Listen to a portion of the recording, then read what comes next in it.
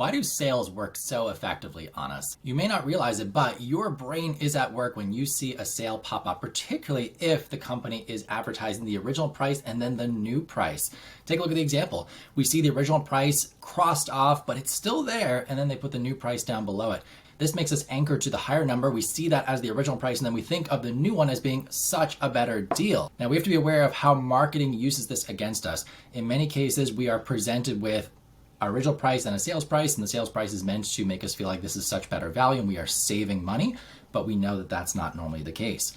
We can also see this when we go into other types of purchases. For example, we might see 5 items listed. One of them is a super high ticket item, so very high price, and then the others are much lower. By seeing that really high priced item, it might have more in it, or it might be a more deluxe package, but it makes all the other ones feel like a better deal and better offer, even if it's more than you were thinking you were going to spend when you came in originally.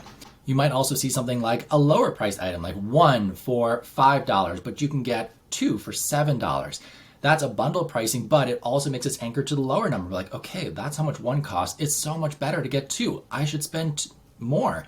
And that's what they want. They want you to spend that little bit more on whatever it is you are buying. So what can we do about this? We have to be aware of different marketing tactics as smart consumers. One of the things we want to watch out for is, are we falling prey to the anchoring bias? And we need to make sure that we are checking ourselves and doing our research when it comes to prices.